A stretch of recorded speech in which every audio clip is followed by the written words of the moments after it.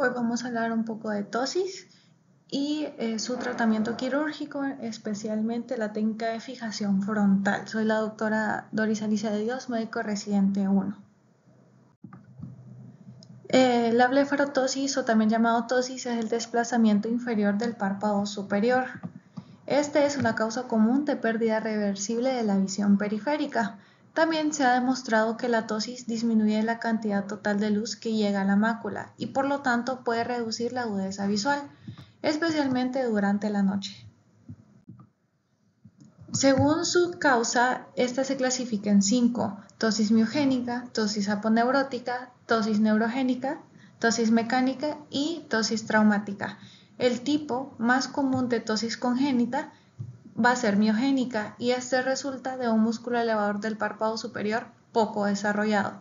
El tipo más común de tosis adquirida es aponeurótica y es causada por el estiramiento o la desinserción de la aponeurosis del elevador. El examen físico del paciente con tosis va a comenzar con 5 mediciones clínicas: la distancia del margen reflejo 1 y 2, altura de la fisura palpebral, posición del pliegue del párpado superior y presencia de loboftalmos. La distancia margen reflejo 1 es la distancia desde el margen del párpado superior hacia el reflejo de luz corneal en posición primaria y es la medida más importante para describir la cantidad de tosis. La distancia margen reflejo 2 es la distancia desde el reflejo de luz corneal hasta el borde del párpado inferior. La fisura palpebral vertical se mide en el punto más ancho entre el párpado inferior y el párpado superior. También se mide la distancia desde el pliegue del párpado superior hasta el borde del párpado. La inserción de fibras del músculo elevador en la piel contribuye a la formación del pliegue del párpado superior. Por lo tanto, el pliegue suele estar elevado en pacientes con tosis involutiva y suele ser poco profundo o estar ausente en pacientes con tosis congénita. La función del elevador se estima midiendo la excursión del párpado superior desde la mirada hacia abajo hasta la mirada hacia arriba. Y por último, se debe evaluar el paciente para determinar si tiene loboftalmos. Si está presente, se debe registrar la medición del espacio entre los párpados en milímetros. El loboftalmos, la fuerza deficiente del músculo orbicular y la mala cantidad o calidad de la pérdida lagrimal pueden predisponer al paciente a complicaciones de la reparación de la tosis, como sequedad o queratopatía por exposición. Dentro de las evaluaciones adicionales, el examinador debe intentar obtener sincinesia como parte de la evaluación del paciente con blefaroptosis congénita o aquellos con posible regeneración aberrante. El examen físico también incluye verificar la posición de la cabeza, la elevación del mentón, la posición de las cejas y el movimiento de las cejas al intentar mirar hacia arriba. Estas características ayudan a mostrar al paciente cómo la tosis afecta la función. El examinador también debe observar la presencia o ausencia de supraducción del globo ocular con el cierre del párpado, llamado fenómeno de Bell, y evaluar la sensibilidad corneal, ya que estos factores pueden afectar el plan del tratamiento. La posición palpebral en la mirada hacia abajo puede ayudar a diferenciar entre las causas congénitas y adquiridas. Por ejemplo, el párpado tósico congénito normalmente está más alto en la mirada hacia abajo que el párpado contralateral y por el contrario, en la tosis involutiva adquirida, el párpado afectado permanece tósico en todas las posiciones de la mirada y puede incluso empeorar en la mirada hacia abajo con la relajación del músculo frontal. Hay que evaluar función visual y error refractivo en todos los casos de tosis congénita o infantil, con el fin de identificar y tratar al niño con ambliopía concomitante que resulta de anisometropía, astigmatismo alto, estrabismo u oclusión de la pupila.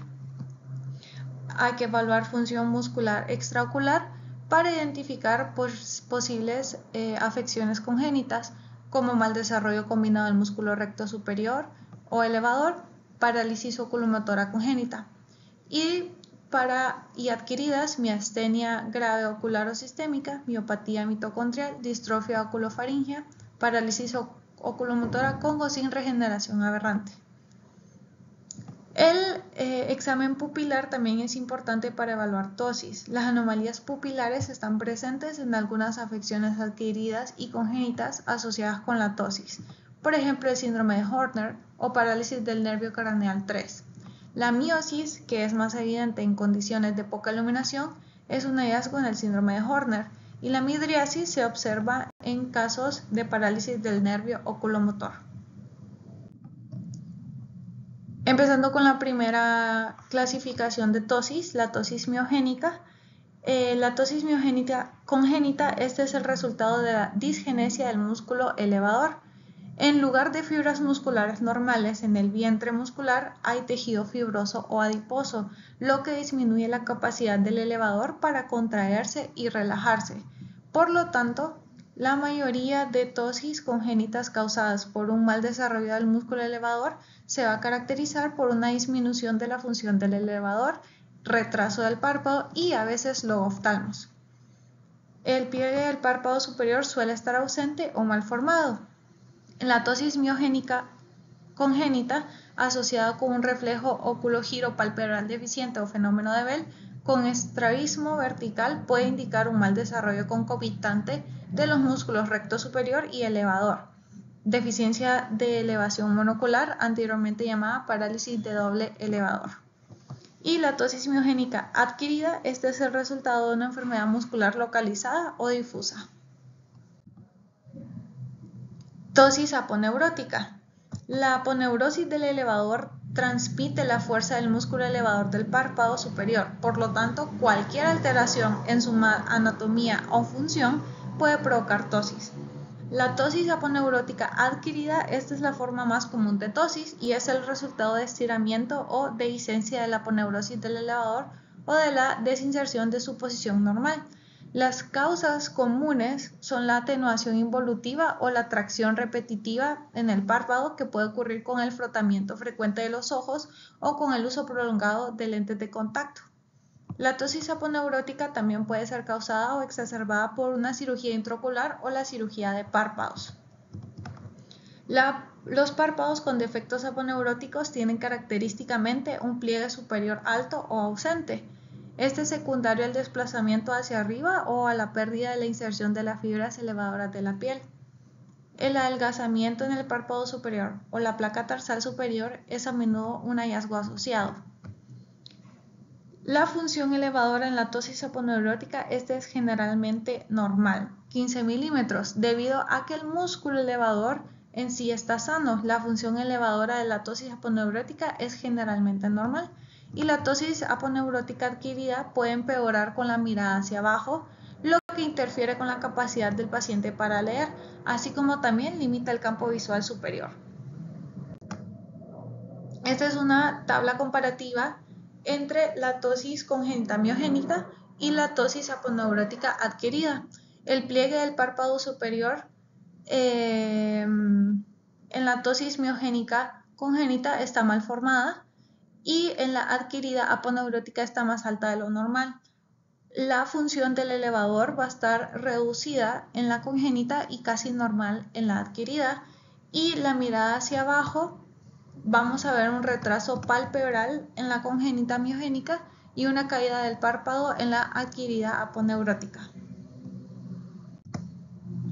Siguiendo con tosis neurogénica, esta afectación es relativamente rara y se asocia más comúnmente con la parálisis congénita del nervio craneal 3, el síndrome de Horner congénito y el síndrome de Marcus-Gunn. La tosis neurogénica congénita es causada por defectos de inervación que ocurren durante el desarrollo embrionario. Y la neurogénica adquirida es el resultado de la interrupción del desarrollo normal de la inervación. Con mayor frecuencia es secundario a una parálisis adquirida del tercer par craneal o al síndrome de Horner, y es importante delimitar la causa de la parálisis adquirida del tercer par craneal. Se debe distinguir entre una etiología isquémica y compresiva. La mayoría de las parálisis adquiridas del tercer par son isquémicas y se van a asociar a enfermedades como diabetes mellitus, hipertensión o enfermedad aterosclerótica. O por lo general las parálisis isquémicas adquiridas del tercer par no incluyen anomalías pupilares y pueden estar asociadas con dolor y se van a resolver espontáneamente con una función satisfactoria del elevador en un plazo de 3 meses. La tosis mecánica. El párpado superior se va a ver presionado por una masa o hinchazón en el párpado de la órbita. Este puede ser causado por una lesión congénita como un neurofibroma plexiforme o un hemangioma, o por una lesión adquirida como una chalación grande o un carcinoma de piel. El edema postquirúrgico o postraumático puede ser también una causa de tosis mecánica temporal. Y por último tenemos tosis traumática. Un traumatismo en la aponeurosis del elevador o en el músculo elevador del párpado superior puede causar tosis a través de efectos miogénicos, aponeuróticos, neurogénicos o mecánicos. Una laceración del párpado que expone la grasa preaponeurótica indica que se ha violado el tabique orbitario y sugieren un posible daño en el músculo elevador o la aponeurosis. La exploración del elevador y su reparación puede estar indicadas en esta situación. Los procedimientos orbitarios y neuroquirúrgicos también pueden provocar una tosis traumática, dado que dicha tosis puede resolver o mejorar espontáneamente. El oftalmólogo normalmente observa al paciente durante un periodo prolongado antes de considerar una intervención quirúrgica. Entrando a lo que es el tratamiento, la cirugía de reparación de la tosis debe estar dirigida a la corrección de la patología subyacente.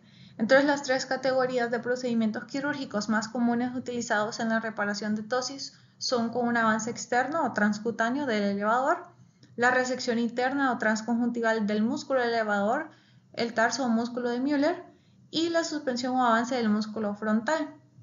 En este caso, vamos a hablar de la técnica de fijación frontal. Este se realiza cuando la función del elevador es deficiente o inexistente. El párpado se suspende directamente del músculo frontal para que el movimiento de la ceja se transmita de manera eficiente al párpado. De esta manera, el paciente puede elevar el párpado utilizando el músculo frontal para levantar la ceja. Se utiliza con frecuencia para corregir la caída moderada a severa del párpado superior en presencia de una función deficiente o ausente del músculo elevador. En este procedimiento se mejora la conexión entre el borde del párpado y la ceja utilizando un material de tipo cabestrillo como suspensorio que permite que el músculo frontal eleve el párpado de manera más efectiva. ¿Cuáles son las indicaciones para usar esta técnica? Una blefaroptosis con función del músculo elevador de 2 milímetros o menos y no más de 6 milímetros según algunos autores. Una ptosis congénita grave y una blefaroptosis secundaria a oftalmoplegia externa progresiva crónica, una parálisis del nervio craneal 3, síndrome de blefarofimosis, fenómeno de Marcus-Gunn, síndrome de fibrosis congénita, distrofia muscular, miastenia gravis, parálisis doble de elevador y tosis aponeurótica en pacientes con edad avanzada. Una de sus contraindicaciones relativas puede ser el fenómeno de Bell pobre, que es una elevación limitada del ojo con el párpado cerrado. La sensibilidad corneal reducida o la producción deficiente de lágrimas pueden producir queratopatía por exposición después de un procedimiento de suspensión frontal, especialmente si la altura del párpado es alta. Los pasos para la técnica quirúrgica: debemos preparar bien al paciente, hay que decidir sobre el abordaje si va a ser abierto o cerrado, siempre hay que hacer marcas de incisión en la piel, decisión de suturar el cabestrillo del tarso o no, el paso de la sutura hasta la ceja, cierre del pliegue de la piel, ajuste de la altura y el contorno y cierre de las incisiones de la frente. La operación de cabestrillo frontal con varilla de silicona para corrección de tosis en oftalmoplegia externa progresiva crónica. Se utiliza un marcador para marcar las incisiones cutáneas previstas. Se coloca luego una sutura de tracción de seda 5060 y se coloca la tapa en la tensión hacia abajo.